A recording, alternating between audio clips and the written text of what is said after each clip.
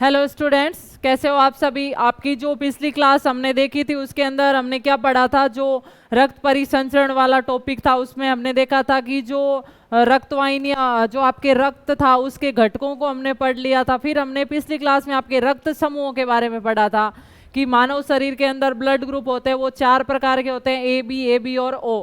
तो 4 प्रकार के ये ब्लड ग्रुप होते हैं। इस आधार पर हमने देखा था कि एक होता है सार्वत्रिक दाता, जिसको हमने ओ रक्त समूह बोला था, और एक होता है सार्वत्रिक ग्राही, उससे भी हमने क्या बोला था, ए बी वाला बोला था। सार्वत्रिक दाता यानी सभी से लेने वाला, और सार्वत्रिक ग्राही यानी सभी को देने वाला। सार्वत्रिक ग्राही यानी सभी से लेने वाला, और सार्वत्रिक दाता यानी सभी को देने वाला। और उसके बाद हमने पढ़ा था आर एच कारक, यानी जिन व्यक्तियों के शरीर में वो आर एच कारक वाली प्रोटीन उपस्थित होती है उन्हें आर एच पॉजिटिव कहा जाता है, और जिनमें आर एच कारक प्रोटीन उपस्थित नहीं होती उन्हें आर एच नेगेटिव कहा जाता है। इस आधार पर हमने सब रक्त समूहों को देखा था कि चाहे ब्लड ग्रुप कोई भी हो, अगर सॉरी अगर आर एच कारक उपस्थित है तो उनका ब्लड ग्रुप पॉजिटिव होगा, और अगर आर एच कारक उपस्थित नहीं है तो उनका ब्लड ग्रुप कैसा होगा, नेगेटिव होगा। इस आधार पर देखिए स्टूडेंट्स, जो व्यक्तियों में एक रोग होता है उसको बोला जाता है गर्भ रक्ताणु कोरकता या इरिथ्रोब्लास्टोसिस फिटेलिस। तो इसका हम स्टडी करने वाले हैं। तो देखिए रोग है,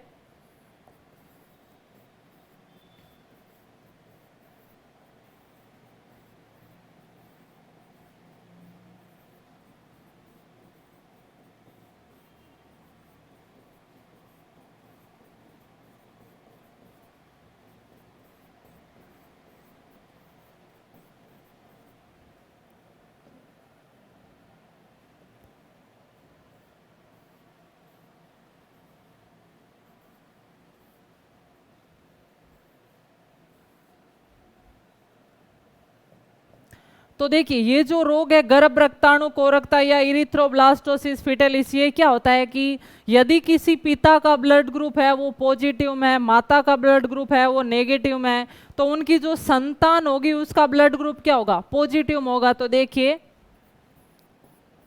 पिता होता है आर एच पॉजिटिव, माता होती है आर एच नेगेटिव,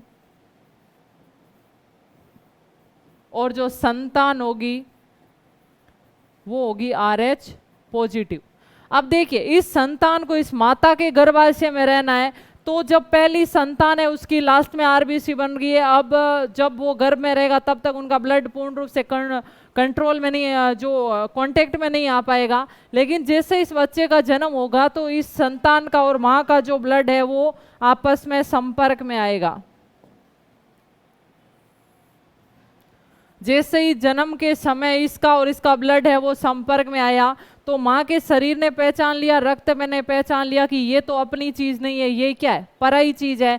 तो माता के शरीर में इसके विरुद्ध कुछ एंटीबॉडी बन जाएगी, माता के शरीर में इसके विरुद्ध एंटीबॉडी बन गई। अब इस संतान का तो जन्म हो गया है तो इस पर कोई प्रभाव नहीं पड़ेगा। अब माता के शरीर में ये एंटीबॉडी बनी हुई है और ये याद रख रही है कि फिर कभी भी अगर इस प्रकार की सिचुएशन आई तो इसको क्या कर देना है, नष्ट कर देना है। तो इसमें पहली संतान तो क्या होगी, सामान्य होगी। लेकिन यदि दूसरी संतान फिर हुई तो सेम यही प्रोसेस होगा, पिता का पॉजिटिव है माता का नेगेटिव, तो संतान होगी पॉजिटिव में। और माँ के शरीर में पहले से क्या बनी हुई है, एंटीबॉडी बनी हुई है। उस टाइम तो बनी हुई नहीं थी, इस बार एंटीबॉडी बनी हुई है। तो जैसे ही छठे सातवें महीने में इसके शरीर में आरबीसी बनना स्टार्ट होगा तो ये जो डब्ल्यूबीसी है आपके एंटीबॉडी, वो इसकी आरबीसी को क्या कर देगी, नष्ट कर देगी। ये दूसरी संतान है। पहली संतान तो नॉर्मल हो गई, कोई प्रॉब्लम, लेकिन दूसरी संतान की आरबीसी को ये नष्ट कर देगी, और नष्ट करने से उस बच्चे की गर्भ में ही है वो मृत्यु हो जाएगी। देखिए यहाँ पर नाम लिखा हुआ है इरिथ्रोब्लास्टोसिस फिटेलिस। मैंने आपको बोला था इरिथ्रोसाइट किसको बोला जाता है, आरबीसी को। तो ये रोग में आरबीसी नष्ट होती है। इरिथ्रोब्लास्टोसिस यानी आरबीसी का नष्ट होना क्या कहलाता है, इरिथ्रोब्लास्टोसिस फिटेलिस। फिटस बोला जाता है, जब बच्चा माँ के पेट में होता है तो उसे क्या बोला जाता है, फिटस बोला जाता है, ठीक है। तो ये जो आरबीसी के नष्ट होने से जो बच्चा है वो गर्भ में ही मर जाएगा। इस रोग को क्या बोला जाता है, इरिथ्रोब्लास्टोसिस फिटेलिस, या इसे कहा जाता है गर्भ रक्ताणु कोरकता। आया समझ में स्टूडेंट्स। तो ध्यान रखना आपको इस रोग में आपको क्या क्या पॉइंट ध्यान रखना है। तो देखिए नेक्स्ट मैं लिखती हूँ वापस,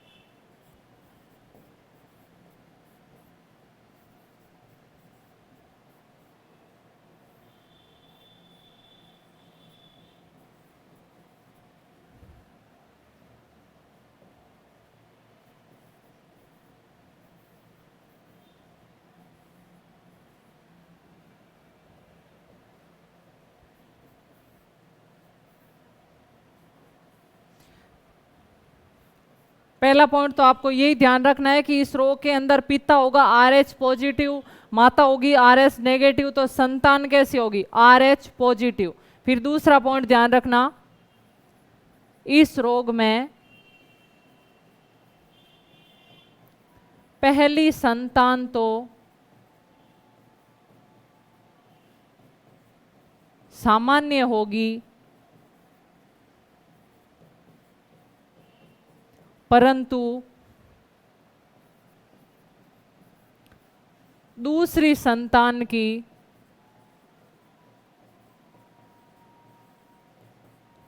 RBC नष्ट होने से गर्भ में ही मृत्यु हो जाएगी। तो क्लियर हुआ स्टूडेंट्स, आपको क्या क्या पॉइंट ध्यान रखने हैं। गर्भ रक्ताणु कोरकता या इरिथ्रोब्लास्टोसिस फिटलिस में इस रोग में जो पिता होता है वो RH पॉजिटिव होता है, माता होती है वो RH नेगेटिव होती है, तो संतान कैसी होगी RH पॉजिटिव प्रकार की। फिर ध्यान रखना, इस रोग में पहली संतान तो है वो सामान्य होगी, लेकिन दूसरी संतान की RBC नष्ट होने से गर्भ में ही क्या हो जाएगी मृत्यु हो जाएगी। ठीक है, तो इसको आप नोट कीजिए, गर्भ रक्ताणु कोरकता या इरिथ्रोब्लास्टोसिस फिटेलिस को।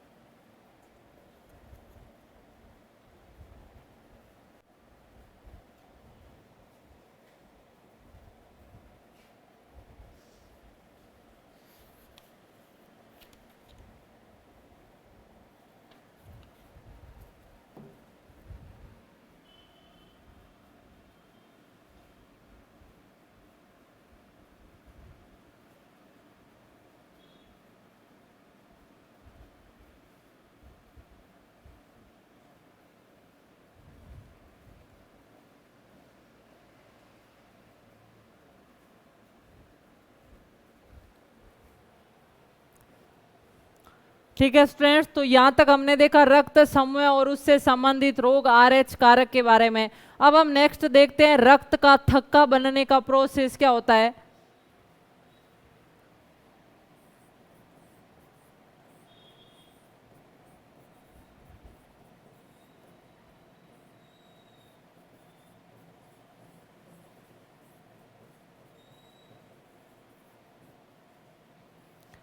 तो देखिए स्टूडेंट्स, रक्त का थक्का या ब्लड क्लॉटिंग क्या होता है। हम देखते हैं कि हमारे का अगर कहीं पे चोट लग गई है तो खून आना स्टार्ट हो जाता है और थोड़ी देर बाद वो खून आना अपने आप ही बंद हो जाता है। बंद क्यों हो जाता है? क्योंकि जिस स्थान पर चोट लगी है वहां की कोशिकाएं कुछ जाल जैसी संरचना बना लेती है और उसी संरचना को क्या बोला जाता है रक्त का थक्का। जब मैंने आपको प्लाज्मा पढ़ाया था तो आपको याद हो तो मैंने बताया था कि प्लाज्मा में एक प्रोटीन होती है जिसका नाम है फाइब्रिनोजन, और वो फाइब्रिनोजन प्रोटीन है वो क्या करती है रक्त का थक्का बनाने में सहायता प्रदान करती है। तो हम प्रोसेस देखेंगे कि किस प्रकार रक्त का थक्का बनता है और कौन कौन से भाग है वो उसके अंदर सहायता करते हैं। तो देखिए,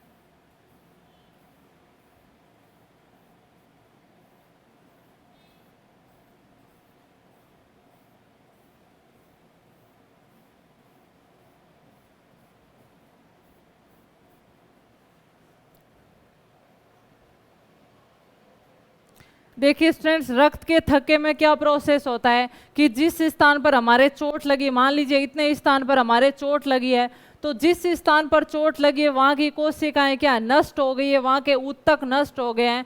तो जो नष्ट हो गए हैं ऊतक, वो एक पदार्थ का निर्माण करते हैं जिसका नाम है थ्रोम्बोप्लास्टिन। तो देखिए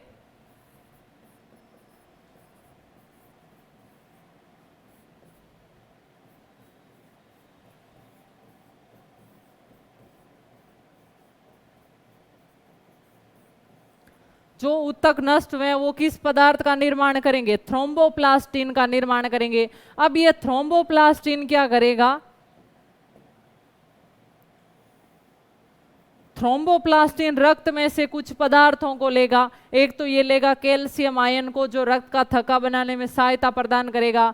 एक ये लेगा विटामिन के को, वह भी रक्त का थक्का बनाने में सहायता प्रदान करेगा। और तीसरे प्रकार की ये लेगा रक्त कणिका जिसका नाम प्लेटलेट्स है। वो मैंने आपको बताया था, प्लेटलेट्स का काम होता है रक्त का थक्का बनाना। तो इन तीनों पदार्थों को लेकर थ्रोम्बोप्लास्टिन क्या करेगा, अपना प्रोसेस शुरू करेगा। तो देखिए इसने क्या लिया, एक तो कैल्शियम आयन लिया, एक इसने विटामिन के लिया, और एक ले ली इसने प्लेटलेट्स या बिंबाणु।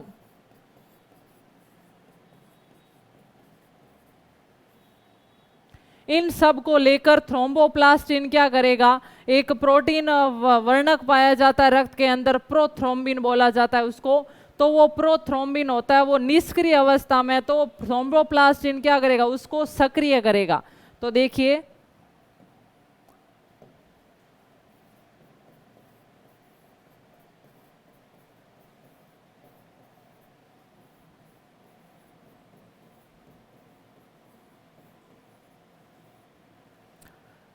सबसे पहले नष्ट हुए ऊतकों से कौन सा पदार्थ निकला, थ्रोम्बोप्लास्टिन। ये थ्रोम्बोप्लास्टिन रक्त में से तीन चीजों को लेगा, कैल्शियम आयन, विटामिन के और प्लेटलेट्स। इस प्रकार ये चारों चीजें मिलकर जो एक रक्त में प्रोटीन पाई जाती है जिसको बोलेंगे प्रोथ्रोम्बिन वर्णक होता है। इस प्रोथ्रोम्बिन को ये किस में बदल देंगे, थ्रोम्बिन में बदल देंगे।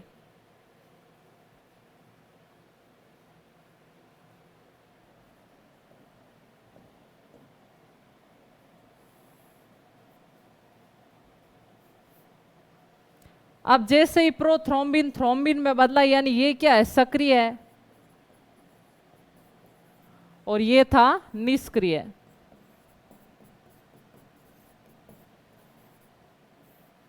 ठीक है, तो प्रोथ्रोम्बिन किस में बदल गया, थ्रोम्बिन में बदल गया।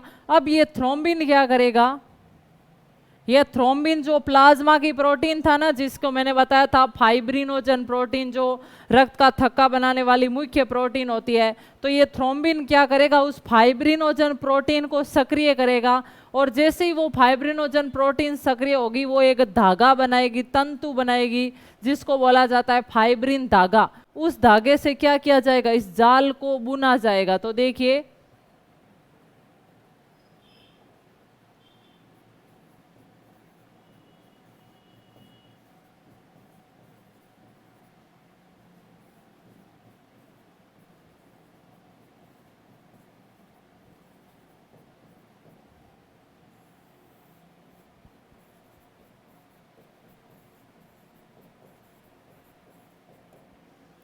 तो देखिए स्टूडेंट्स, ये रक्त का थक्का बनाने का पूरा प्रोसेस है। सबसे पहले क्या होगा, जिस स्थान पर हमारे चोट लगी है वहां के नष्ट हुए ऊतक क्या करेंगे, थ्रोम्बोप्लास्टिन नामक पदार्थ का निर्माण करेंगे। ये थ्रोम्बोप्लास्टिन पदार्थ है वो रक्त से तीन चीजों को लेगा, कैल्शियम, विटामिन के और प्लेटलेट्स। ये सभी मिलकर प्रोथ्रोम्बिन को थ्रोम्बिन के अंदर बदल देंगे। जैसे ही थ्रोम्बिन बना, थ्रोम्बिन क्या करेगा, फाइब्रिनोजन प्रोटीन को सक्रिय करेगा, और फाइब्रिनोजन प्रोटीन क्या बनाएगी, फाइब्रिन धागा बनाएगी। और फाइब्रिन धागे के कारण ही जिस स्थान पर चोट लगी है वहां पर एक जाल बुना जाएगा। देखिए ये जाल बुन लिया गया है। इस जाल के अंदर जो नष्ट हुई मृत कोशिकाएं हैं वो आकर फंस जाएगी, और फंसने से वो रास्ता है पूरा ब्लॉक हो जाएगा, रक्त निकलना बंद हो जाएगा, और ये फिर क्या कहलाएगा, रक्त का थक्का।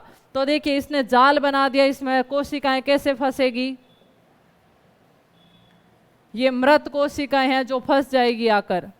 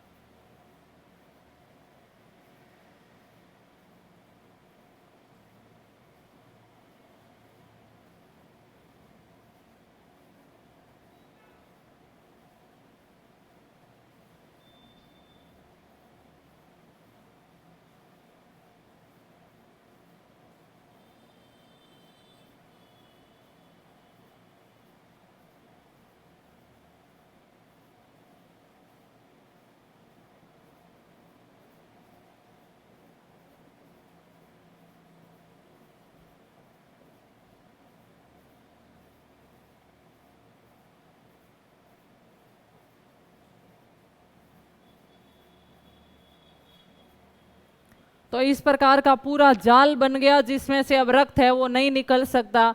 तो ये प्रोसेस क्या कहलाएगा, रक्त का थक्का। तो दो पॉइंट ध्यान रखना, मुख्य रूप से रक्त का थक्का बनाने वाली प्रोटीन कौन सी होती है, फाइब्रिनोजन। ठीक है, तो ये प्रोसेस है वो लिख लीजिए आप, फिर मैं इनको पॉइंटों के रूप में भी लिखवा दूंगी, पहले आप इसको बना लीजिए। अगर आपको ऐसे लंबे टाइम तक याद नहीं रहता है तो मैं इनको पॉइंटों के रूप में लिखवा देती हूँ आपको।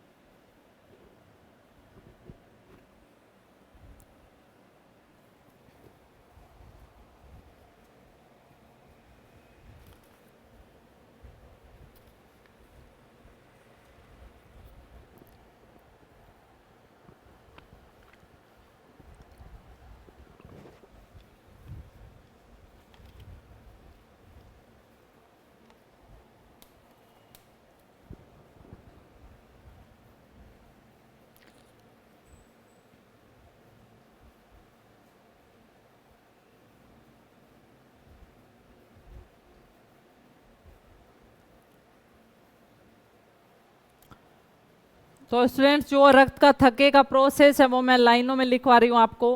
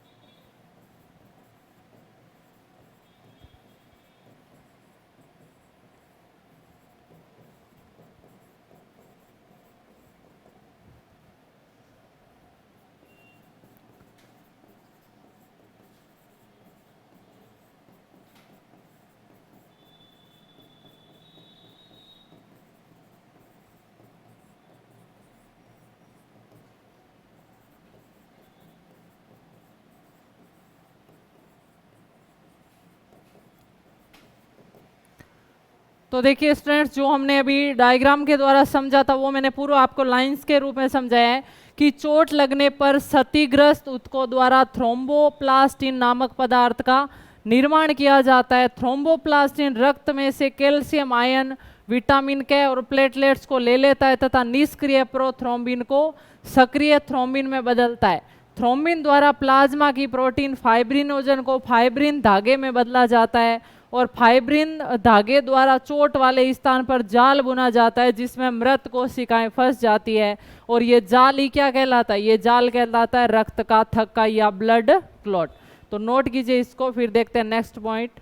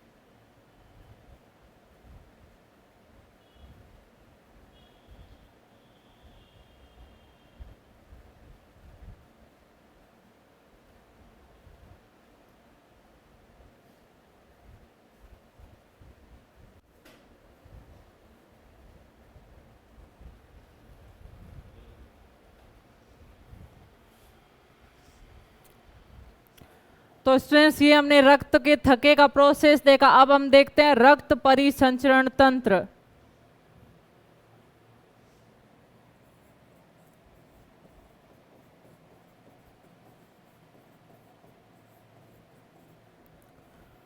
देखिए, रक्त परिसंचरण तंत्र का मतलब है कि शरीर के अंदर उन अंगों का समूह जो पूरे शरीर के अंदर रक्त को भेजते हैं, घुमाते हैं, उसको हम क्या बोलेंगे? रक्त परिसंचरण तंत्र। एक नज़र में देखते हैं कि दूसरे जीवों में और मनुष्य में रक्त परिसंचरण तंत्र में क्या अंतर होता है। तो देखिए, कुछ जीवों के अंदर रक्त है वो शरीर में खुले नदी की तरह बहता रहता है, उसे बोलेंगे खुला परिसंचरण तंत्र। जबकि कुछ जीवों में, जैसे हमारे अंदर रक्त है वो शरीर में रक्त नलिकाओं में बहता है, सीरा और धमनी, इसको हम क्या बोलेंगे? बंद परिसंचरण तंत्र। तो देखिए, रक्त परिसंचरण तंत्र है वो दो प्रकार का होता है। सबसे पहले हम देखेंगे मनुष्य में रक्त परिसंचरण तंत्र की खोज है वो विलियम हार्वे नामक वैज्ञानिक के द्वारा की गई। और रक्त परिसंचरण तंत्र है वो दो प्रकार का होता है, खुला और बंद।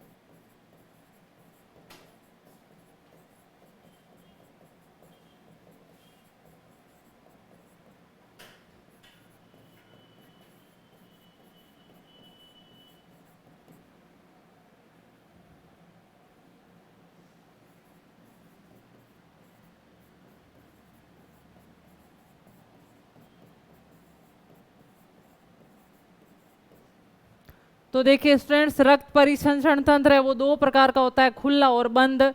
जब रक्त शरीर में खुले रूप में बहता है तो उसके क्या बोलेंगे, खुला परिसंचरण तंत्र। और ऐसा परिसंचरण तंत्र पाया जाता है आर्थ्रोपोडा में और मोलस्का में, यानी जितने भी कीट प्रजाति है या जो समुद्र में पाए जाने वाले मोती उत्पन्न करने वाले जीव है, उनके अंदर रक्त बहने के लिए शरीर में रक्त वाहिनियां नहीं होती है, रक्त खुले रूप में बहता है, इसलिए उसको बोला जाता है खुला परिसंचरण तंत्र। जबकि जो कुछ जीवों के अंदर शरीर में रक्त बहता है वो रक्त वाहिनियों में बहता है, उनको बोलेंगे बंद परिसंचरण तंत्र। जैसे एनेलिडा और कोर्डेटा, एनेलिडा में जैसे केंचुआ जैसा प्राणी आएगा, और कोर्डेटा में आते हैं स्तनधारी पक्षी, ये सब किसके अंदर आएंगे, सांप प्रजाति, मेंढक प्रजाति, मछलियां, पक्षी, ये सब किस में आएंगे, कोर्डेटा के अंदर। तो इसमें हम भी आएंगे, मनुष्य भी आएंगे। तो हमारे अंदर जो रक्त है वो रक्त वाहिनियों में बहता है, जिनको हम सीरा और धमनी बोलते हैं। तो ऐसे रक्त परिसंचरण को क्या बोला जाता है, बंद परिसंचरण तंत्र बोला जाता है। ठीक है, तो इसको आप नोट कीजिए, फिर देखते हैं नेक्स्ट।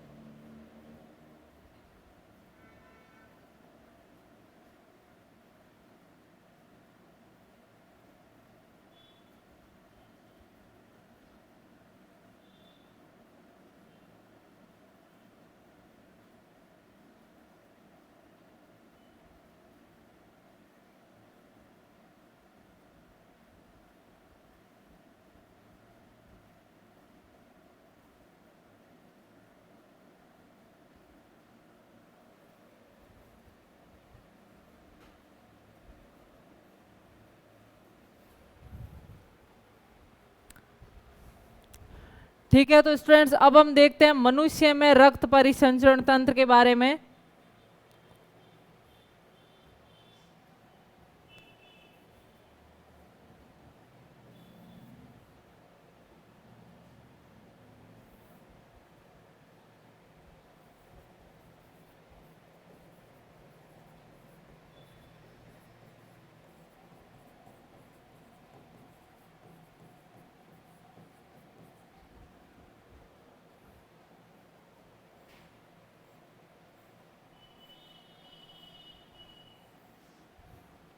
देखिए, जो मनुष्य का रक्त परिसंचरण तंत्र यानी हमारे शरीर के अंदर जो खून बहता है वो किस प्रकार बहता है, उसमें जो हमारा परिसंचरण तंत्र बना हुआ है वो किन किन भागों से मिलकर बना हुआ है। तो देखिए, जो मनुष्य का रक्त परिसंचरण तंत्र है वो 3 भागों से मिलकर बना है, हृदय, रक्त वाहिनियां और रक्त।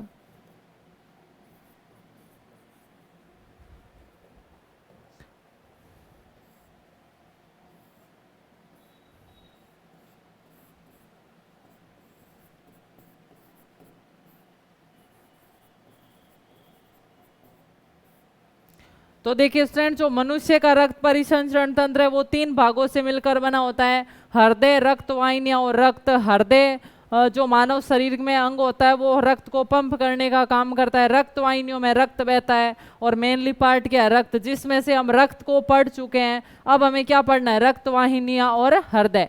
तो इस क्लास में हमारी यहाँ तक ही था। नेक्स्ट क्लास के अंदर हम पढ़ेंगे सबसे पहले रक्त वाहिनियों को और फिर हृदय की संरचना और उसकी क्रियाविधि को। नेक्स्ट क्लास में मिलते हैं students, thank you so much.